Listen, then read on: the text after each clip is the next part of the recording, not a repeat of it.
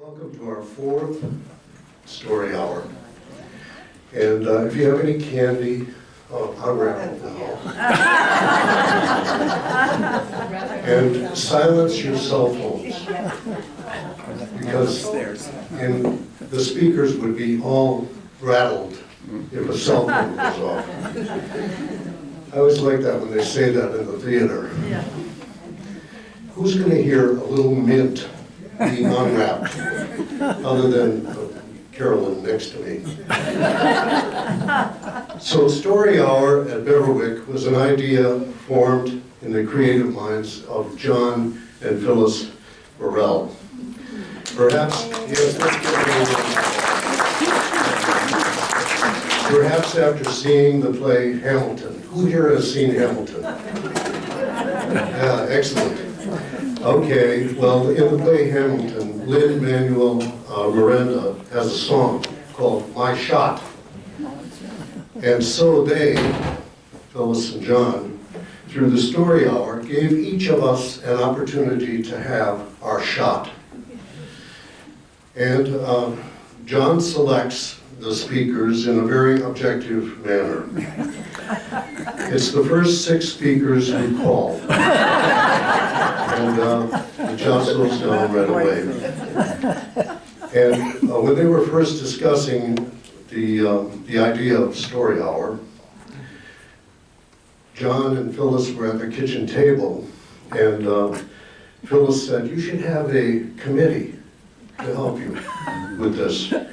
And so John walked to his front door, saw me taking the garbage out, and Harlan was walking by. And he turned around and he said, "I have a committee."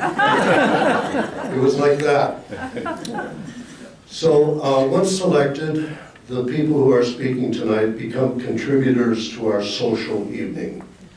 They are not special in any way. They just recognized a desire in their heart to share a small part of themselves with us tonight. However, each of us in this room is special. We have all led interesting lives, experienced much, loved, and yes, were loved. Raised family, the good, the bad, and the in-between. Let's listen to our speakers tell their stories, meaningful to them and sweet memories for us. Their gift to us freely given as an audience. While you listen, think of your own life and a memory you want to share. Now is the time. Here is the audience, receptive, kind, loving, and open to you. Life is fleeting. Memories are fleeting. Why not embrace them with your Beverwyck friends? Call John and get on May's list. So our first speaker tonight is Barrett Mandel. He's a New Jersey guy. We don't hold that against him. He's our Beverwyck meditation guru. And now I'm going to use words freely borrowed, Barrett, from Byron Katie. Grace means understanding that where you are is where you always wanted to be. So Barrett, this story hour in this moment is your heart's desire, where you want to be. And we, your audience this evening, are graced by your presence and eager for your story. Perhaps it will be about waking up and living a stress-free life, which is a statement obviously meant for folks without children or spouse. The stress here at Beverwyck is who will I dine with tonight? Is there room on the bus? Barrett, it's your turn. Stress, even though John did put me to be the last one on the list today, and as I figured out the math on this, I'm the first one on the list. So here I am. By a show of hands, please tell me who here knows the stories or has heard the story of Jack and the Beanstalk. Okay, that's good. And relevant. Because I'm going to tell you my version of Jack and the Beanstalk, which I learned from my mother. This is true, and I'm going to tell it to you exactly the way she taught it to me when I was a kid. Probably started teaching it to me maybe when I was in middle school, somewhere around that age. That's what I'm going to tell you. And I had taught the same story to my grandson. So if he comes to visit me and you see him and you say to him, "Can you tell me Jack and the Beanstalk?" He'll say yes, and he'll sound like his great-grandmother. And this is all true. This is not a routine. This is all true. So now I'm going to tell you the story of Jack and the Beanstalk, the way I learned it. Once upon a time, there was living alone, all by himself, a little boy named Jack that had no parents. A job he couldn't get because he didn't have no working papers. And to steal? No. Better he should starving to death than to becoming a crook. Well, one day when he was going here and there, a good fairy flew in where was open a window and spoke to Jack this talk. "Hello, Jack. Don't be scared. I'm a good fairy and I'm here to help you. In my hands is a bag beans. Tonight before you go slipping, you gotta throw from the window the beans."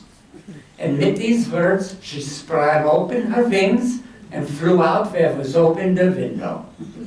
So Jack was thinking back and forth and back. What right he should throw out from the window the beans? Better he should eat them. But he decided what to do, and he threw out from the window the beans and he went slipping. Well, the next morning when he woke up, you know, he was so surprised because from the bins, a beanstalk, so high he couldn't see the top. So he decided to climb it. And he climbed and he climbed and he climbed and he climbed. And when he got to the top, there was a land just like America, only it was different. And off in the distance there was a castle. And in front of the castle there was a lady. And she said, "Go back, little boy, go back. Don't you know that there's a big giant here? If he sees you, he's going to eat you up." And Jack said, "Oh, lady, please, I've got to have something to eat. This was a big climbing up here." He said, "Maybe a little sandwich made out of iron, like a little rust beef." So she said, "Okay." Nobody ever laughed at that line before.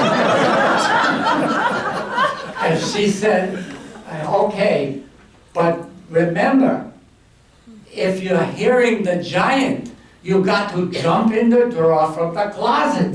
Jack says, "Okay," sitting down. All of a sudden there is a clamping, with a tramping, with a stamping, and Jack jumps in the drawer from the closet. The giant comes into the room and he's sniffing around and he says, "Fee, fi, fo, fe. I smell in the drawer, there's somebody there. Be him alive or be him dead. I'm going to grind up his bones into making my bread." And Jack thinks, what right has a giant making wisecracks? He jumps out of the drawer from the closet and yells, "Surprise!" Well, the giant takes one look at Jack and says, "Hello, Jack. Don't you remember me? We used to be sitting next together from each other in gym." And Jack says, "Hello, Moish." So that's the bedtime story. And if you're good children now and you go to bed, I'll tell you another bedtime story next week, because here comes the Sandman with a bag of cement. Thank you.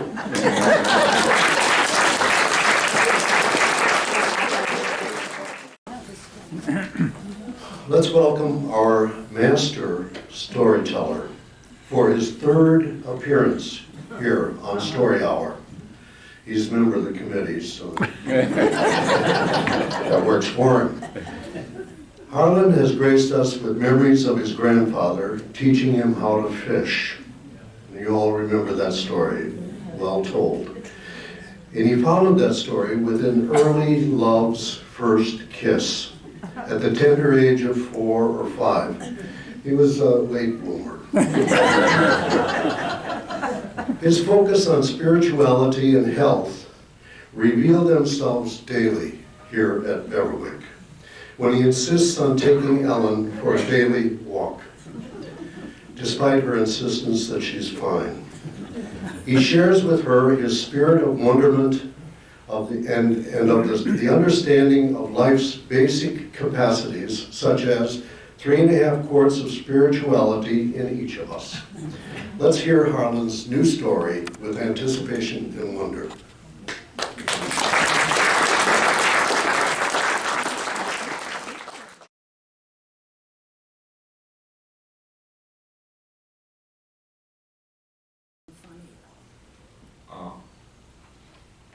It was mid-July, and already I was falling behind in my intention to visit the shut-ins at least once a month.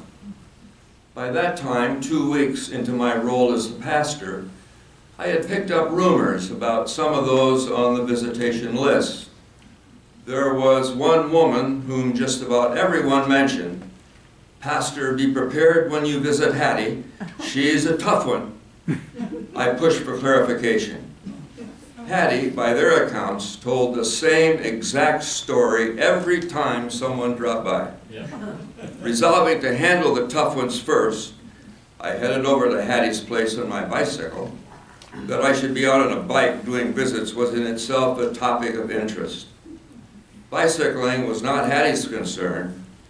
Since she had no phone or doorbell, she would shout out, "Come in!" The moment we made eye contact, she began her lament just as the people at the church had warned. Hattie's little house was one room, little electric burner to warm her food and to keep her warm. Guests sat on the rim of a large bathtub. There was no bed. Day and night, this space was home. 2 daughters would visit occasionally to bring groceries, but as one daughter explained to me, "No one can visit my mom for long." I was adjusting to the physical space, which I found to be oppressively small and unclean. I was not certain that she even knew who I was, even though I tried several times to clarify why I was there. Hattie pressed on with her story.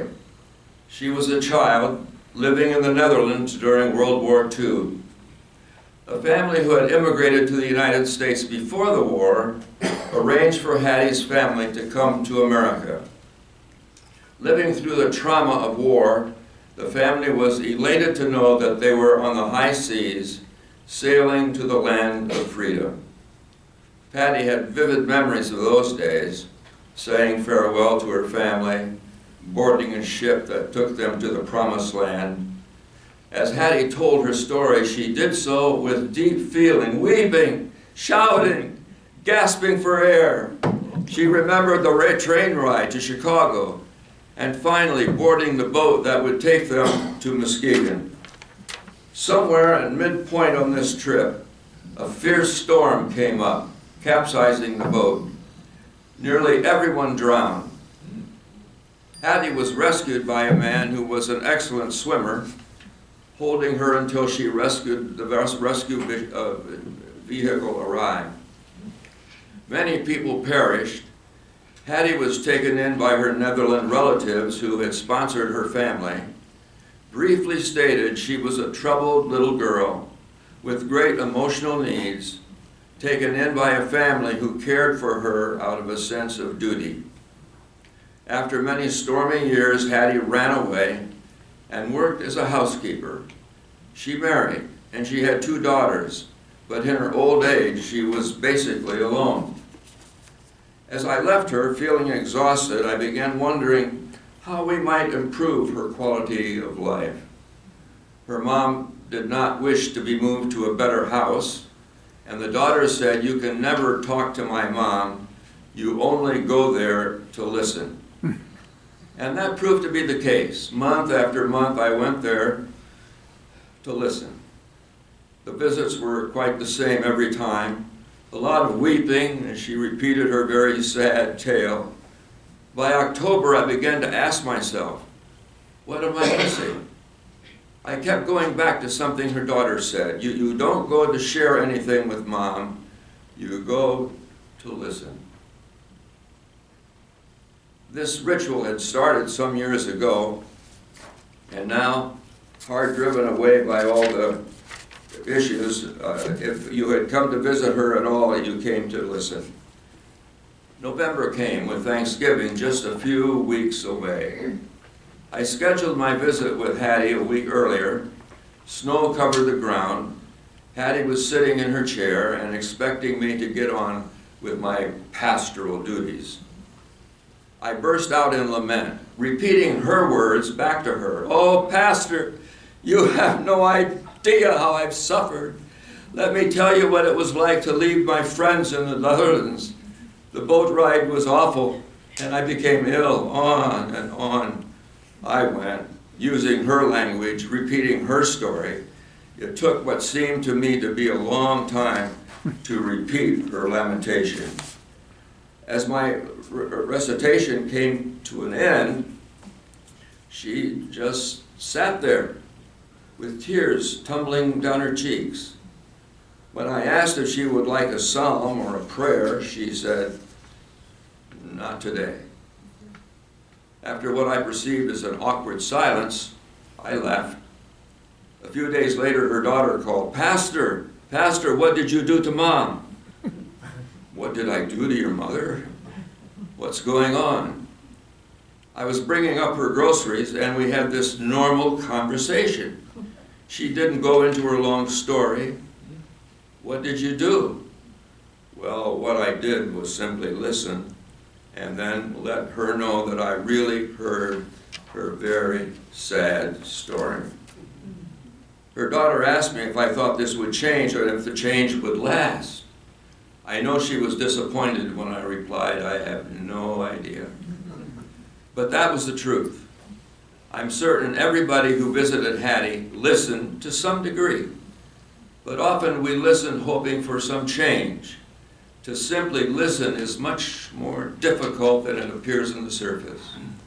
When we visited Hattie, we may have started out intending to listen, but when she started to tell the same old story, we jumped in with some comment that told Hattie that we weren't listening, but that we had an agenda for her.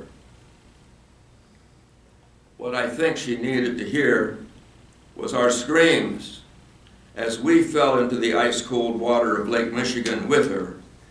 The ache of facing each day as an orphan, living in a home where you're not wanted. There are no words for that. St. Paul advises such deep listening. Rejoice with those who rejoice, and weep with those who weep. Our little congregation gave Hattie a lot. Groceries, partial payment on electricity bills, little baskets and gifts at Christmas. And then there was Hattie's gift to our congregation. She taught us to listen. Hattie, the one we went to help, bringing us the help we needed.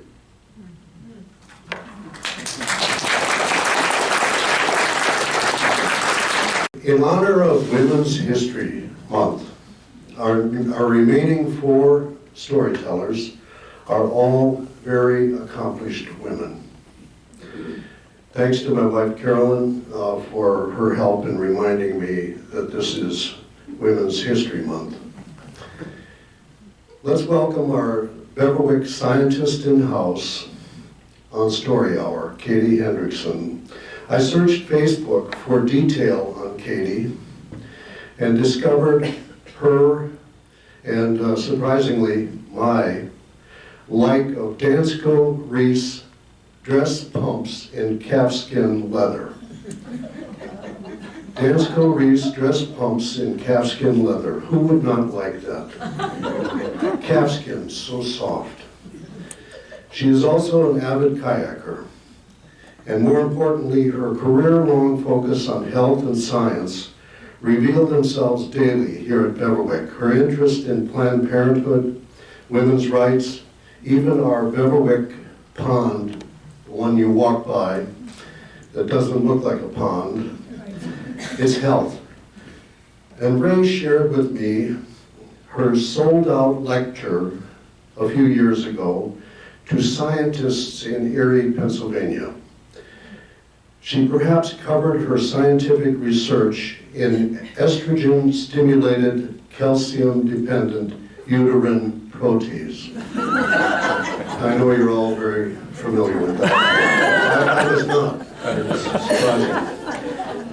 And the people in Erie, Pennsylvania are very sorry that she hasn't come back since she's retired.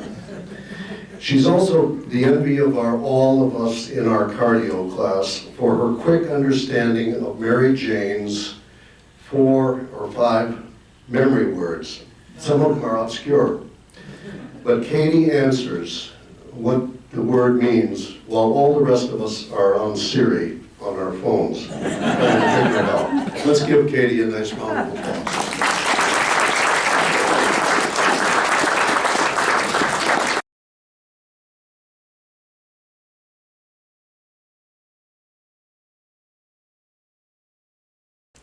So what Nick left out of that story about being in Erie was that it was a high school reunion.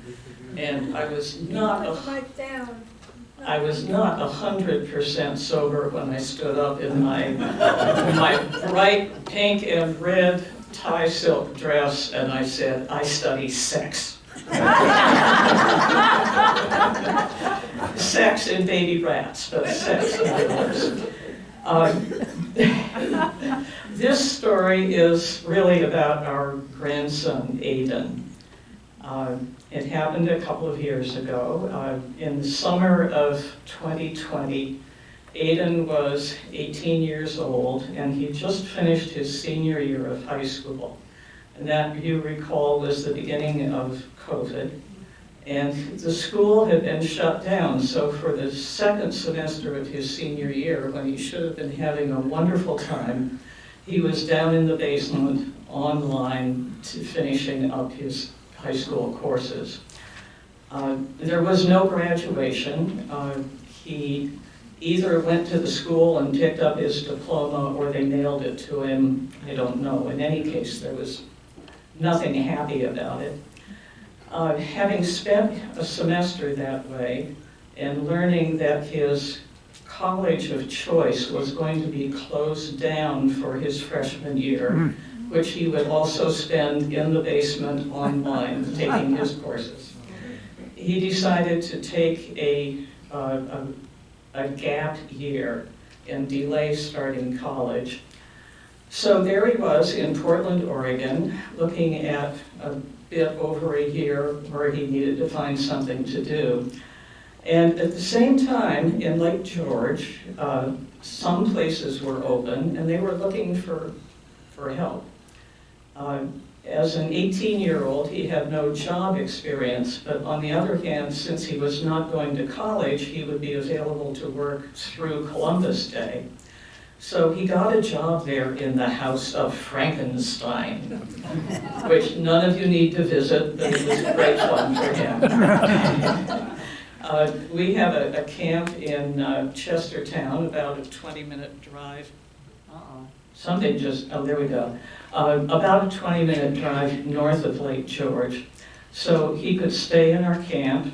He had my car, and he could commute to Lake George Village, which he did.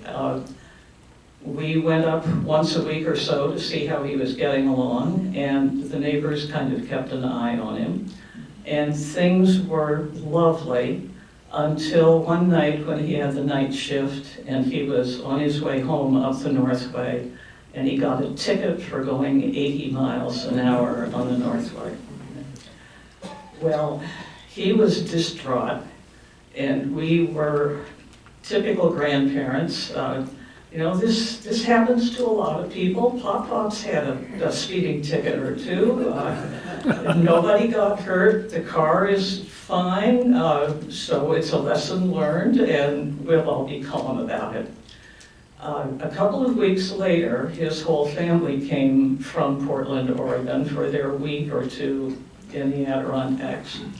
And what his father said to him was distinctly not calm and understanding. It was more along the lines of, you do not go 80 miles north, up the Northway in your grandmother's car. So they went home, and it turned out with this ticket, there was no way to just write a check and put it in the mail. You had to go to court. And I had been in traffic court in Bethlehem with Aiden's uncle Andy. Some of you remember Andy Henriksen from teaching him, or trying to teach him. Anyway, I've been in traffic court in Bethlehem, and there are the people who were speeding, and the drunk drivers, and the people who had a burned out headlight, and it was interesting and calm and not very exciting. So Aiden had his court date, and I asked him if he'd like us to go along, and he said yes. So we went down to Warrensburg and sat in the back of the room. And when the first case was called, it became apparent that this was not traffic court, this was town court. And the stress level suddenly went up a great deal, because the first case was a young man who came through a side door. His feet were in shackles. His hands were handcuffed to a chain around his waist. He was wearing a jumpsuit with black and white stripes 4 or 5 inches wide that said Warren County Jail on it. And this starts looking pretty serious. And he was not that much older than Aiden. So it turned out that whatever he had done, he had violated his parole, and he'd been in jail overnight or maybe over the weekend. And the judge said, well, you know, as long as you stay out of trouble for another 6 months, we'll discount this and you'll be free to go. So the next case was Aiden, who has to have been trembling in his shoes by this time. So the judge looked at his license and, yeah, Oregon license, what are you doing here? Well, working in Lake George Village and staying in my grandmother's camp. Oh, that your grandparents sitting back? Yeah. Well, so the way it came out was that he was to pay a $250 fine and take an online course in safe driving. And he was to come back to court. So when are you leaving town, going back to Oregon? Columbus Day, October 12th. All right, your court date is set for the 1st of October. And be sure you come back. If you don't, I'll put out a warrant for your arrest. So we all went home. He took the course. When it was time for him to go back to court, I asked him, he didn't need our help that time. He went by himself. He paid his $250 fine. They reduced the 80-mile-an-hour speeding ticket to something like parking on the side of the highway. So he got no points on his license. And that was that. Now, he's at the end of his second year of college. His 21st birthday is on Sunday. And as far as I know, he's had no more speeding tickets. Thank you.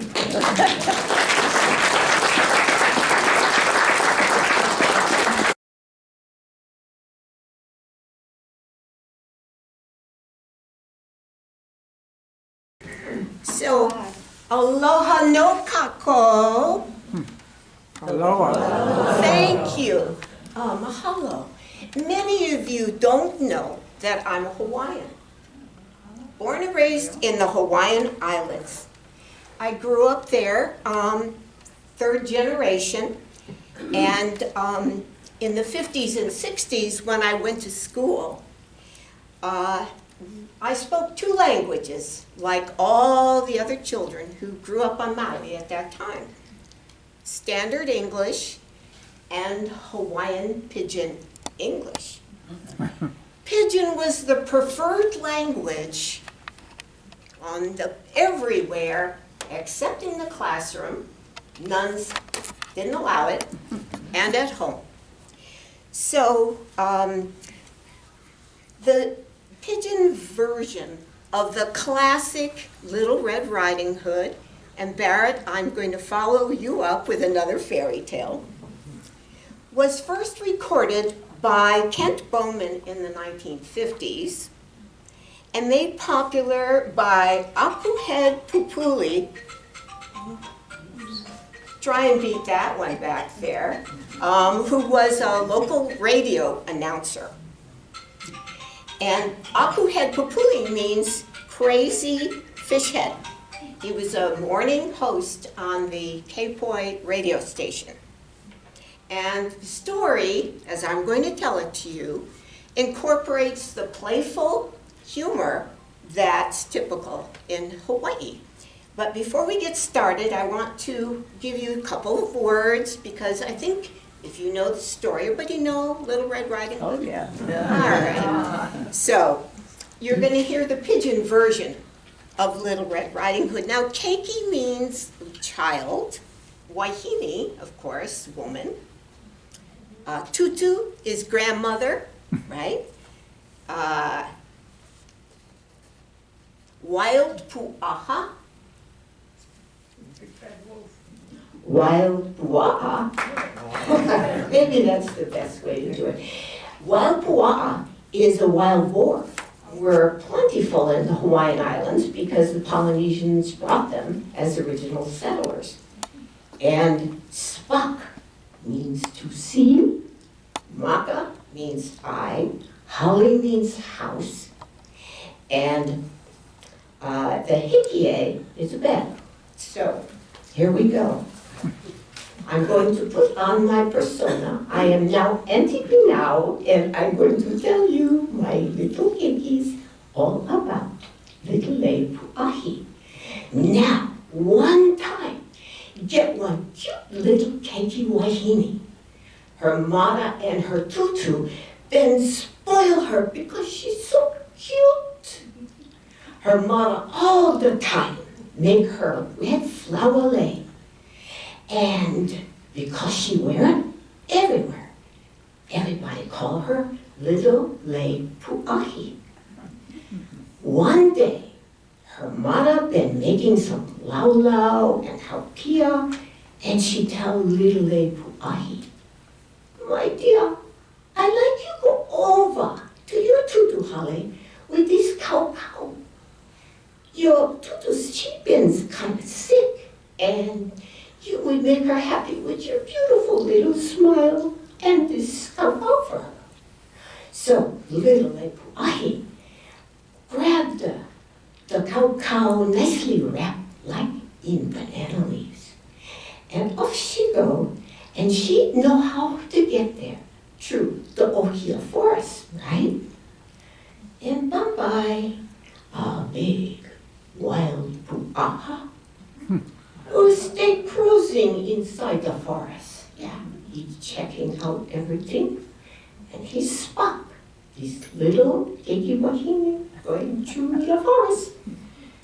Oh, so how's it, he said.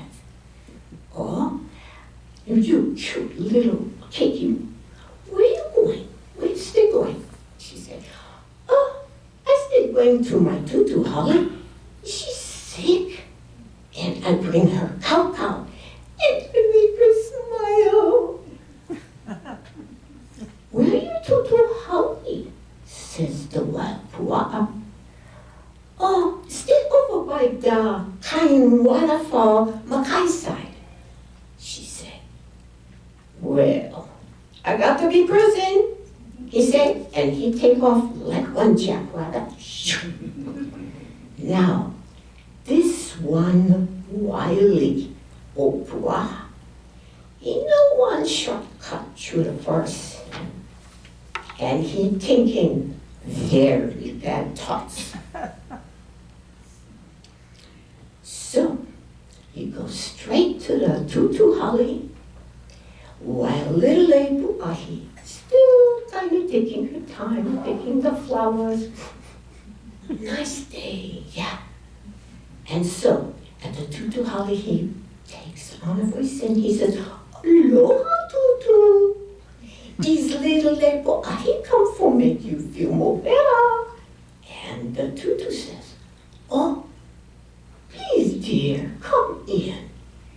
And he jumped in the holly and cow her more quick than you can blick you mucka. He was that hungry, yeah? Then he put on the tutu mumu, yeah? And he stayed climbing inside the hickey and pulled up the covers.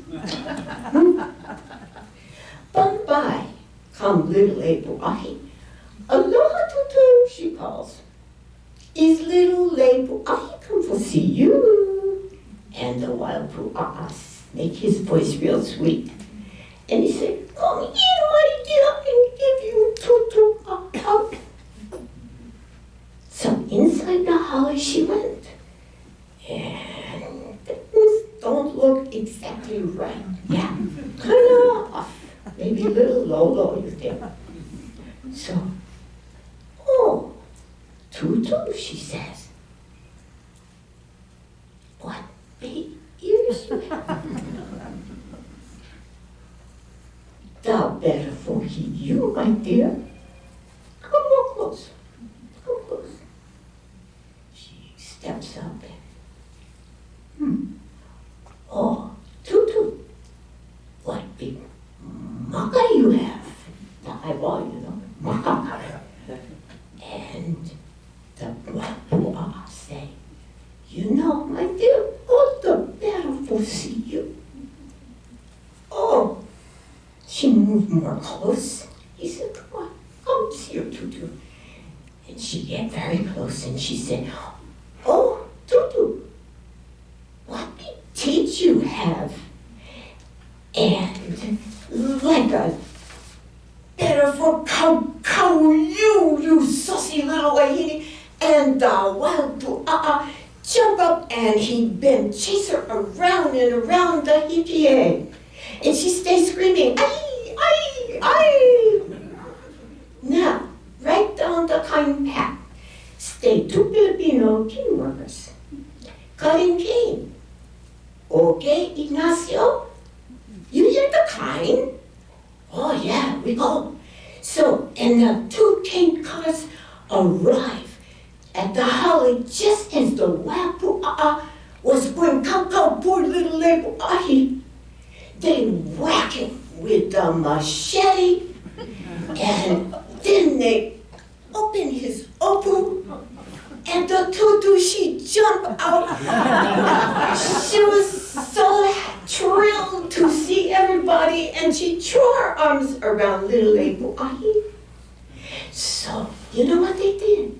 They took that big wild pua'a, kind of cleaning him up and make one big imu, and throw him inside with hot stones, and they then roast him in the imu.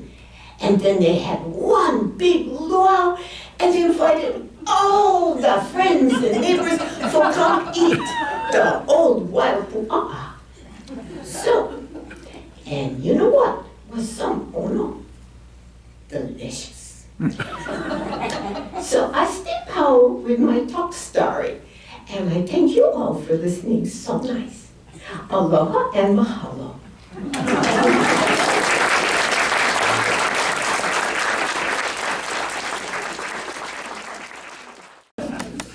Our next speaker is Nina Reich. These days, for the past year at least, folks are reluctant to say or reveal their Russian heritage. It's Nina Ukrainian. is not, however, because her ancestry is white Russian. White Russian. It's a wonderful drink. I won't go there. Vodka, of course, and coffee liqueur. As many of you are aware, the White Russians represented Russia's upper class. They were all loyal to the Tsar, Tsar Nicholas, not this Nicholas. As opposed to the Reds, who were the Bolsheviks, they were focused on communism.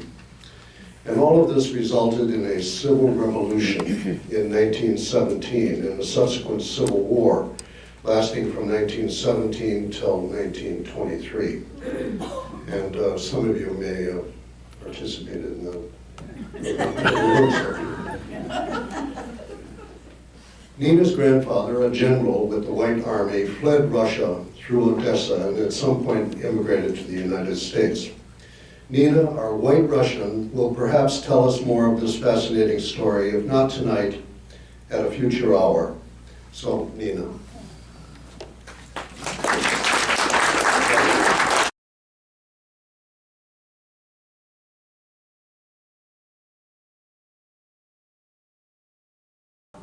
Yeah, this isn't going to be funny like the rest of it.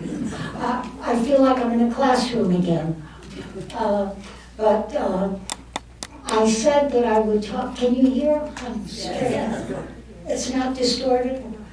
Anyhow, I said I would talk about the years that I was academic director of SUNY's summer program in what was then Leningrad, now St. Petersburg. And I watched the downfall of communism. This was from 87, 88, 89, 90. It finally fell in 91. But the program ended for various reasons in 90 about. And as I said, I watched the fall of communism. I've got what, 10 minutes?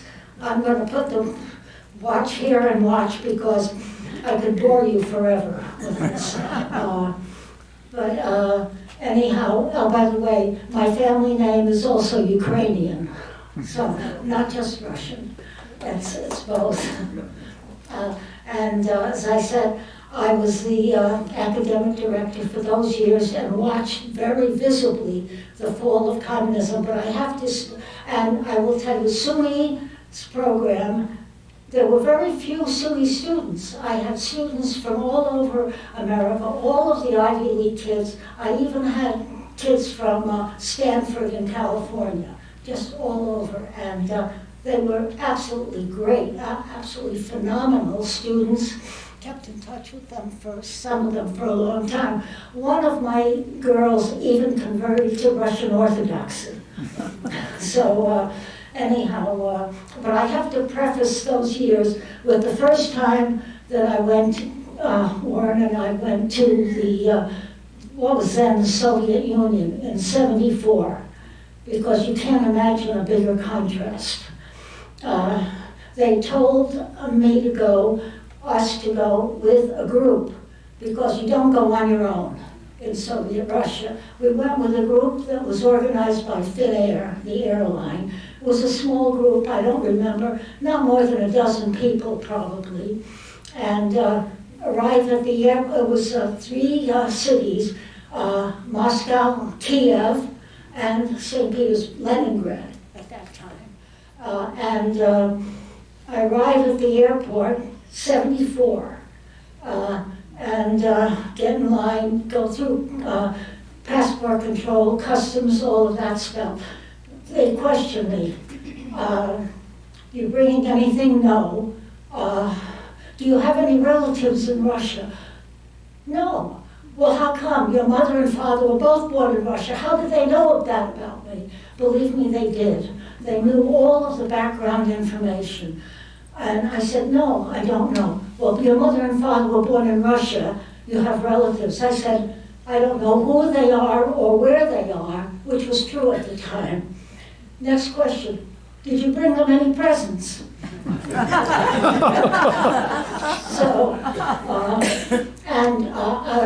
We were followed by the KGB openly. I even remember the guy with the big glasses, just openly following us. Given the lousiest room in all the hotels. I remember the one in St. Peter in Leningrad at the time. It was their fancy hotel, was given the worst room over the alleyway where the garbage cans are.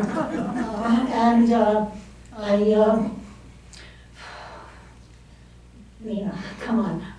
Anyhow, I was awakened in the middle of the night, about 3 o'clock in the morning. Hello? You have to get out of this room, the hotel, by 6 o'clock this morning. My husband says, who's that? They say we have to get out. I went back to sleep. He got worried, went down and asked, must have thrown on a bathrobe, went down. It was a mistake. So we were very harassed. Okay? Now I go back in '87 with the students. It's a vastly different world. I simply had to make that contrast because, for instance, in the first group, a couple of the people had Russian relatives. They could not acknowledge them. If they met them, they had to secretly find some place where they could meet. And my kids, so different, had Russian boyfriends, girlfriends, completely, mixed with each other, and it was okay. I'm trying to organize this sort of first politically, and so every year you watched more and more and more downfall of communism.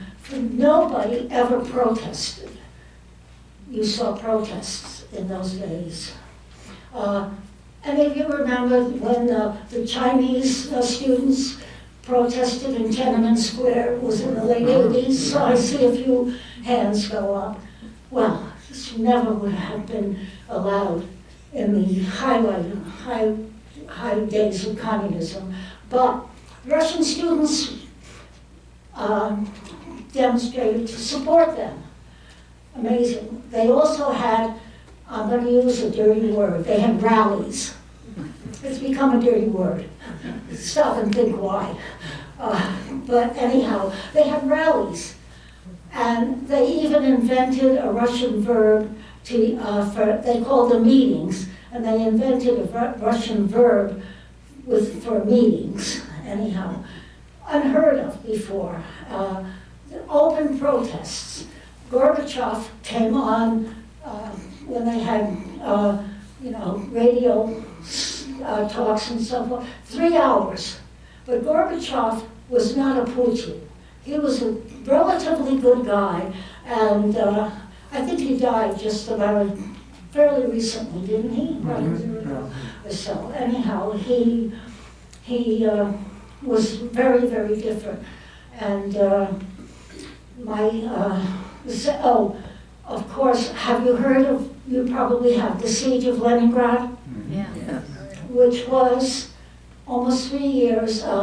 New York Times journalist Harrison Salisbury wrote a book called The 900 and Something Days was about the Siege of Leningrad. And that was one of the major topics that everyone was taught.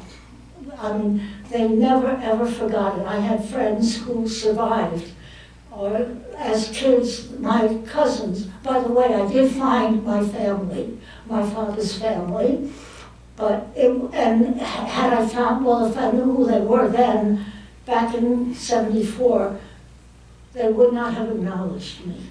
It was dangerous. But in the late 80s, it was fine. And my cousins were evacuated because they managed to evacuate children.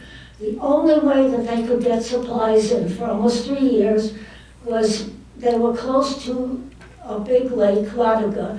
By the way, I just want to say something about St. Petersburg in a few minutes. But anyhow, the lake froze, they could get supplies in, and they could evacuate the children out. So my cousins were evacuated.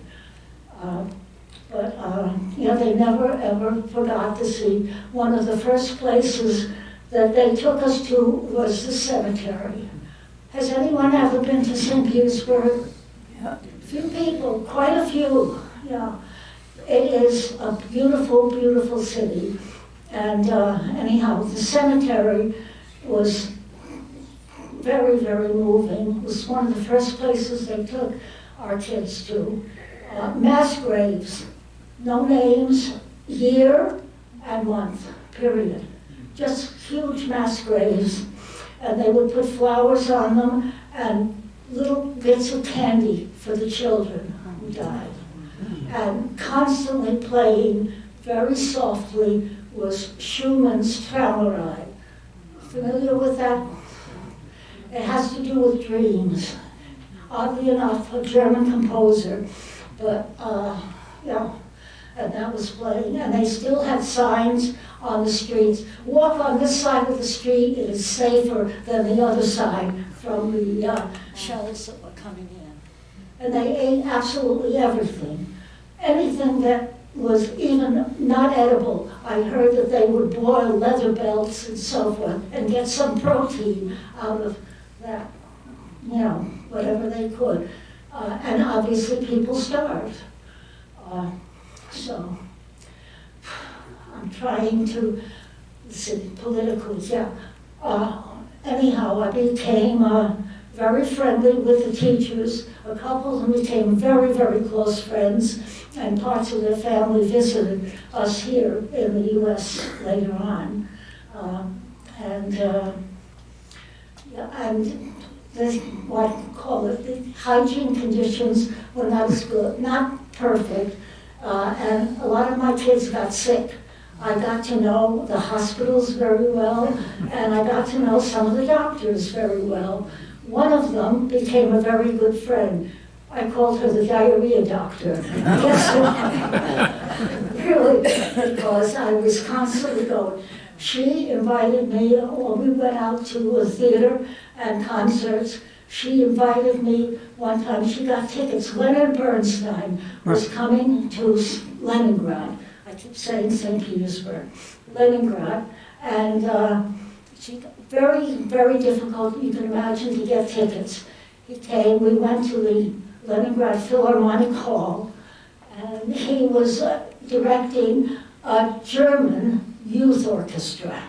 And oh God, they adored him.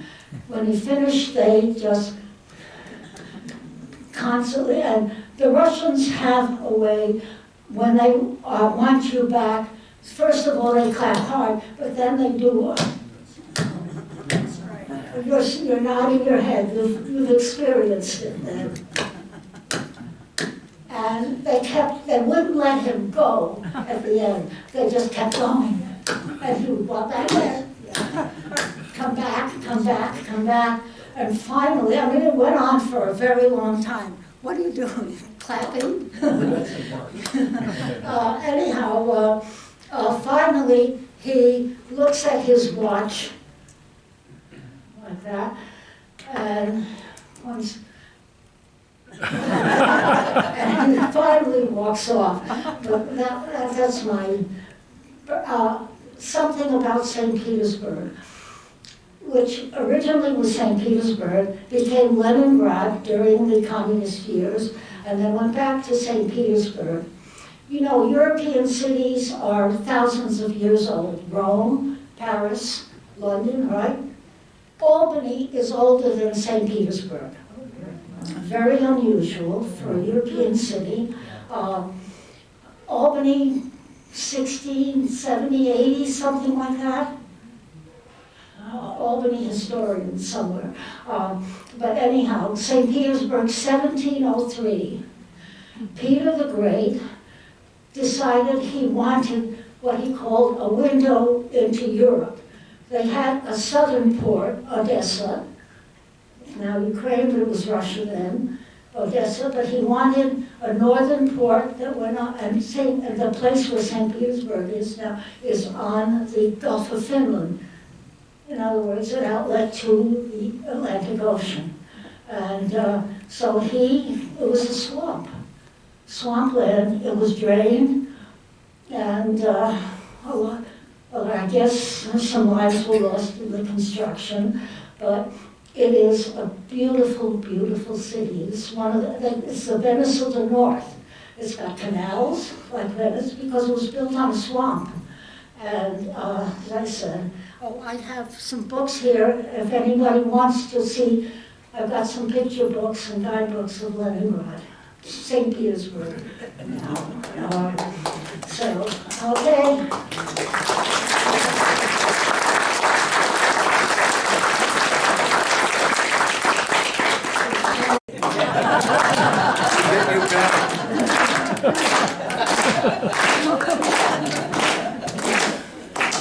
Very nice, Nina. The boiled leather purse is on the menu again. Or it was on last night. Anybody interested in that buildup of the Civil War could rent or view or stream the movie Reds, starring Warren Beatty and Diane Keaton. It talks about the buildup to the Civil War. And or you can just ask Dwight Smith. I think he was there. Now, all of us in this room have experienced teachers in our early primary school days that we loved. Mine was Sister Genevieve at St. Otto's Parochial School in Webster, South Dakota. She was my first grade teacher. And she was lovely. And I still think fondly of her because we would play softball in the field, and she would play softball with us, and she would hike up her habit and run around the bases, showing us all her legs. Which none of us had any idea there were any legs underneath her body. But it was exciting for us to see. And this may go back to the sex thing. I'm not sure. Our final storyteller, Pat Briglin, is just such a teacher. She's not the nun, but she's schooled in special ed and speech therapy. She is smart, kind, patient, social, and resilient. Just ask Jim, her husband, or any of their very accomplished sons. Pat has a sweet story she'd like to share with us, so let's give her a round of applause.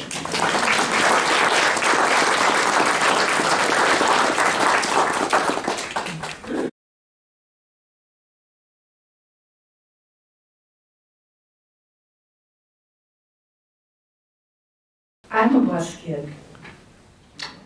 I've ridden buses all my life. As a young child living in the small city of Geneva, New York, I rode a bus to nursery school. The big bus would pick me and my younger sister up at 8:30 and deliver us to school.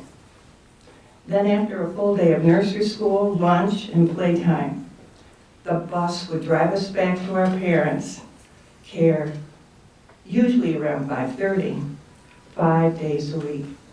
I loved those bus rides. My parents left their city jobs to build a marina on the shore of Seneca Lake.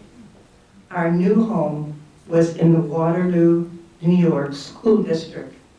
And you guessed it, I was again riding a bus to school. I love those bus rides. Now, if you've ever been a bus kid, you know there are many things to learn on the bus. We learned that what we heard on the bus stayed on the bus. Our relationships with friends, new language we learned and shared, all secrets, all of that stayed on the bus. My bus stopped often at farmhouses and country lakeside homes, and by the end of the year, I had met many good friends that I've kept my entire life. Our high school had what they called a second bus. That took kids home from school activity, after school activities. So if you stayed for sports and music lessons, you could ride the second bus.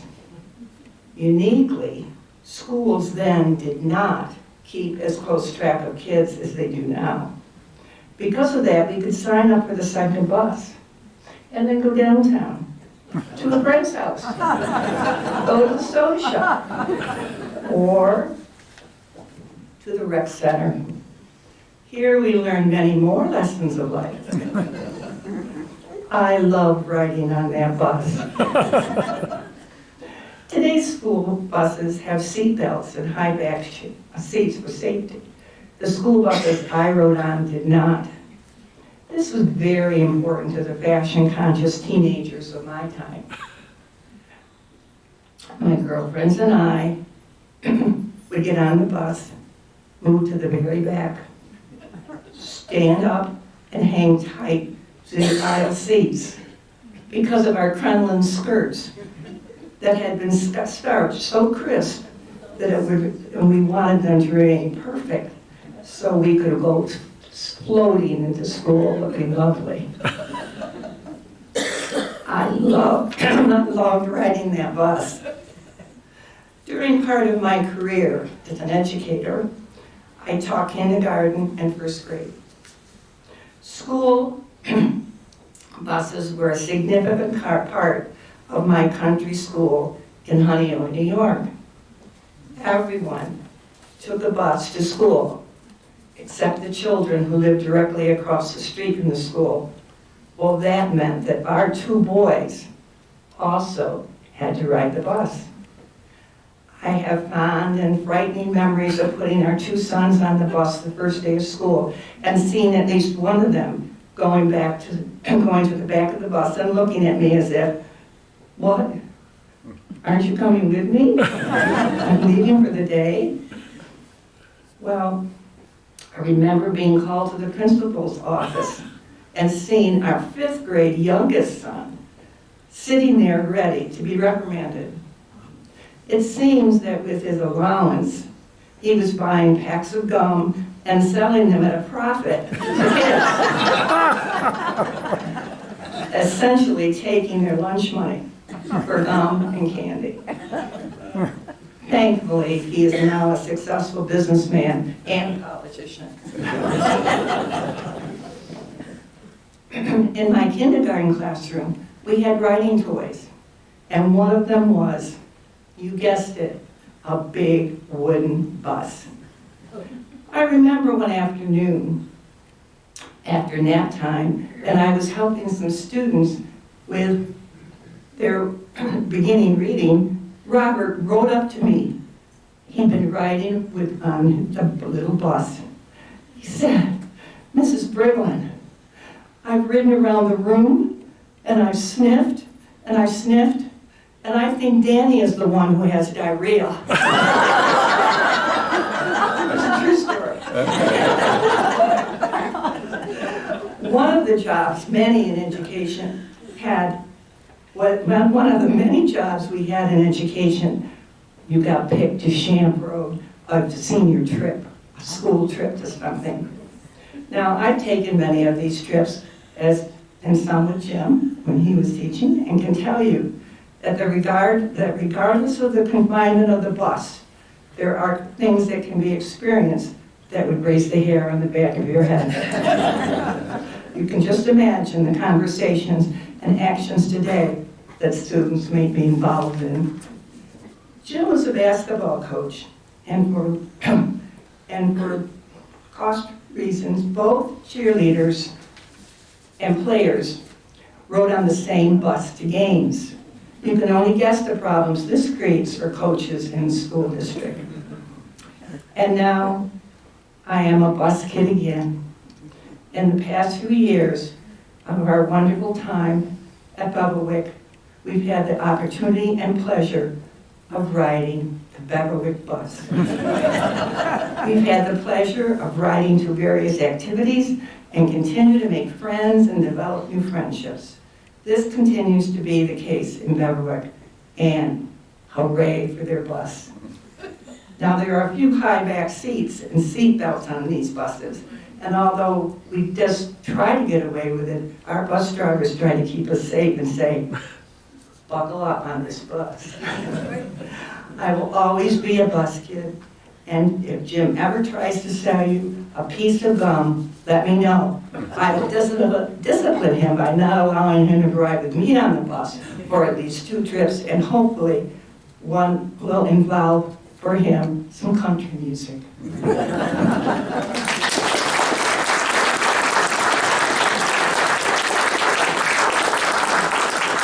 Thank you, Pat. Yeah, I can see where the kids learned how to sell gum on the bus. It wasn't from Pat. Well, that's our program for tonight. And again, John and Phyllis were the instigators of this. And this is the 4th one. We have another one coming up in, when? May? May. So if you feel like telling a story, and I'm sure you do, because you've all had experiences in your life that are worth sharing with this group. We love you, and we want to hear from you.